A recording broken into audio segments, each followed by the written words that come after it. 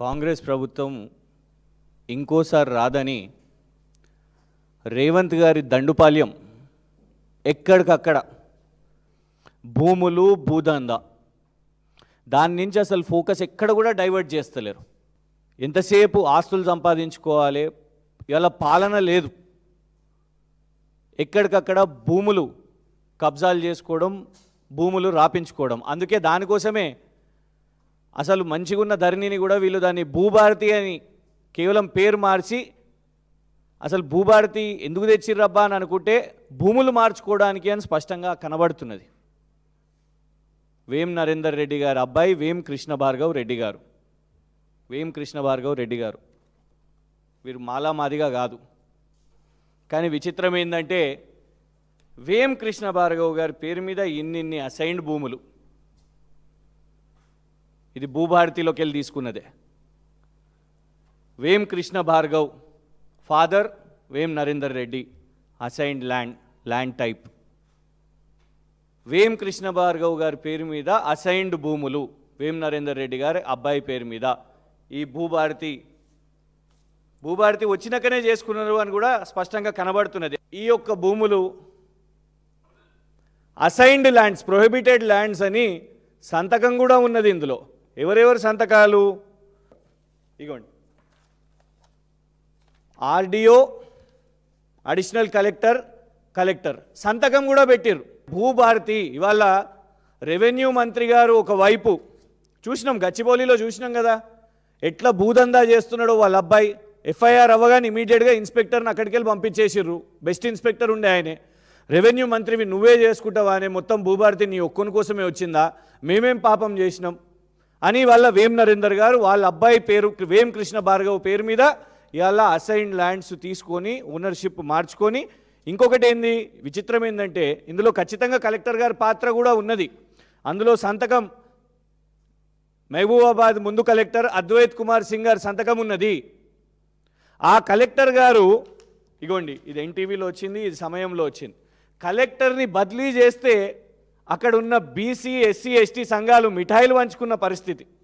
ఇదండి తెలంగాణ రాష్ట్రంలో జరుగుతున్న దోపిడీ. ఎవరాయనే? ముఖ్యమంత్రి గారి ప్రధాన సలహాదారుడు. తెలుగుదేశం ఎమ్మెల్యేగా పోటీ చేసినప్పుడు లేని భూములు, తెలుగుదేశం ఎమ్మెల్సీగా పోటీ చేసినప్పుడు లేని భూములు ఇవాళ రాజ్యసభ కాంగ్రెస్ ప్రభుత్వం రాగానే అఫిడవిట్లో అసైన్డ్ భూములు వచ్చేసినాయి. అంటే దీనికంటే ఇంకా ఆధారాలు ఏముంటాయి చెప్పండి. ఇవాళ మేము ఆధారాలు పెట్టి విచారణ అడుగుతున్నాం. ఇవాళ మేము సూటిగా ఒకటే డిమాండ్ చేస్తున్నాం. ఇవన్నీ ఆధారాలు పెట్టినాం.